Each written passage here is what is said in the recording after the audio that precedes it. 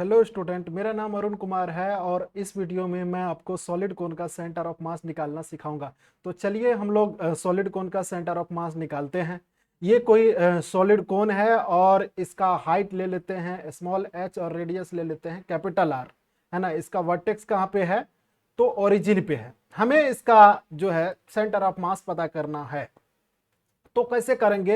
ये चूंकि नाम से ही स्पष्ट है कि ये सॉलिड कोन है, तो इसका एलिमेंट्री मास कैसा होना चाहिए, हमें ये चीज जानना जरूरी है। तो हमने क्या बताया था इंटीग्रेशन के फंडा में कि बहुत सारे पॉइंट मिल करके लाइन बनता है और बहुत सारे लाइन को मिला दोगे तो प्लेन बनता है और बहुत सारे प्लेन मिल करके क्या बनता है? सॉलिड ऑब्जेक्ट बनता है। तो बहुत सारे प्लेन मिल करके ये कोई सॉलिड कोन बना है। तो कैसा होगा प्लेन? तो सबसे नीचे छोटा सा एक डिस्क होगा जीरो रेडियस का, लगभग जीरो रेडियस का। उससे थोड़ा बड़ा रेडियस का डिस्क उसके ऊपर, उससे थोड़ा बड़ा रेडियस का उसके ऊपर, उससे बड़ा रेडियस का उसके ऊपर, और इसी तरह से करते जाएंगे। तो डिस्क के ऊपर डिस्क, डिस्क के ऊपर डिस्क, और रेडियस बड़ा करते जाएंगे तो वो जो शेप बनेगा कंप्लीट बॉडी कैसा होगा? कोन का। तो क्यों ना हम एक एलिमेंट्री डिस्क सोचे पार्टिकुलर पोजीशन पे। सपोज करें कि ये कोई एलिमेंट्री डिस्क है, इसका हम कुछ ना कुछ थिकनेस भी ले लेते हैं। ये हमारा डिस्क है, कहाँ पे है?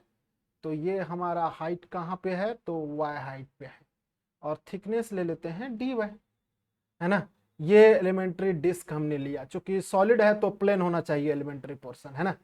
और सपोज करें कि अभी इसका मास dm ले लेते हैं, जहां पे पूरा कोन का मास हम कैपिटल M ले रहे हैं, है ना। तो डेंसिटी क्या होगा? डेंसिटी मास बाय वॉल्यूम होता है। तो कैपिटल M आप पूरे कोन का वॉल्यूम कितना होगा? 1/3 पाई आर स्क्वायर एच।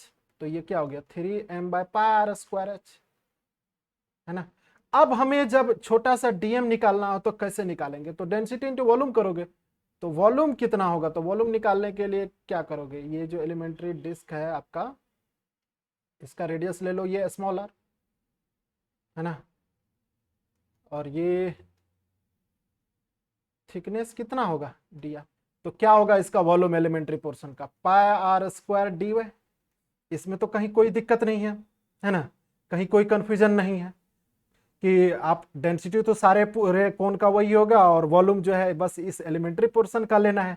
तो चलो हम लोग इसको आगे ले जाते हैं। तो ये क्या हो गया? 3m by pi r square h density हो गया, है ना, into pi r square d Y.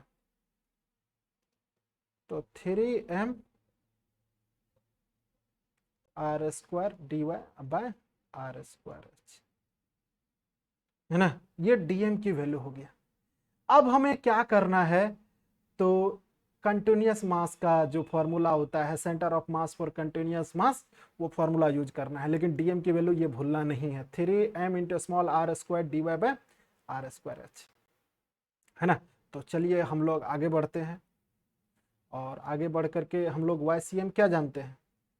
Integration of y with respect to m divided by total mass, है ना।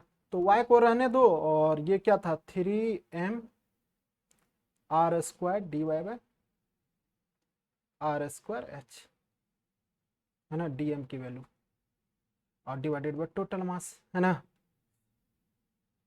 तो अब हम क्या करेंगे? ये देखो y के रिस्पेक्ट में इंटीग्रेशन है, बट ये क्या है? स्मॉल आर रेडियस है, जो कि क्या है, यहां पर तो स्मॉल आर लियो, इससे ऊपर स्मॉल आर की वैल्यू बड़ी होगी, इससे ऊपर बड़ी होगी।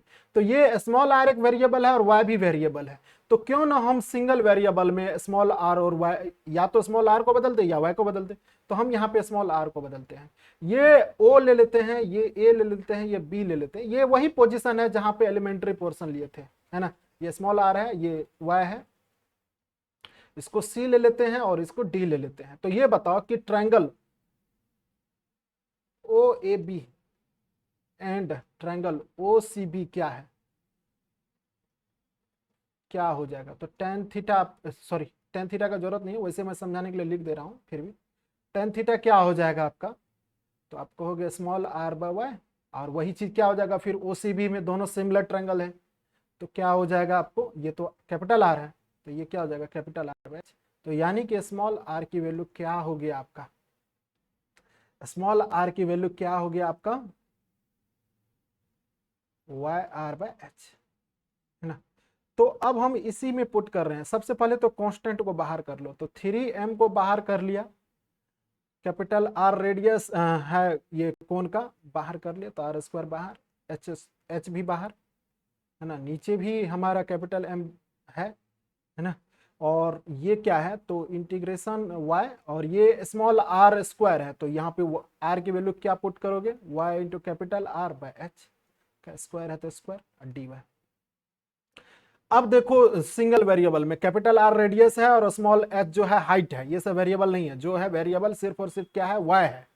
तो कहां से कहां तक, सबसे नीचे y का पोजीशन कहां से कहां तक है तो 0, और सबसे ऊपर कहां तक है तो कैपिटल एस तक, तो 0 से लेकर एस तक, सॉरी 0 से लेकर स्मॉल एस तक है ना, कैपिटल एस तो है ही नहीं इसमें। ये m से m खत्म हो गया तो ये क्या हो गया 3 बाय आर स्क्वायर एच है ना, और ये क्या हो गया हो r square by h square, और ये y into y square, y cube हो गया, वाई क्यूब का इंटीग्रेशन क्या हो गया हो y पे पावर 4, और कहां से कहां तक s तक, तो ये क्या हो गया आर स्क्वायर से आर स्क्वायर खत्म, तो ये क्या हो गया 3 बाय एच क्यूब, और ये 4 को भी हमने बाहर कर लिया, और यहाँ लिमिट पुट करोगे तो क्या आ जाएगा h पे पावर 4 माइनस 0 पे पावर 4, तो सब कुछ कटवट के क्या हो जाएगा 3h बाय 4, यानी कि O से कहां पे होगा सेंटर ऑफ मास तो 3h बाय 4 डिस्टेंस पे है ना। तो हम लोग इसको जो है थोड़ा सा और भी इसको समझ लेते हैं कि हमारा ये कौन था है ना, तो कहां पे आया, तो यहाँ पे आया सेंटर ऑफ मास, वर्टिसेस से कहां पे आया यहाँ पे आया, और इसकी वैल्यू क्या होगी तो 0,3h/4 है ना।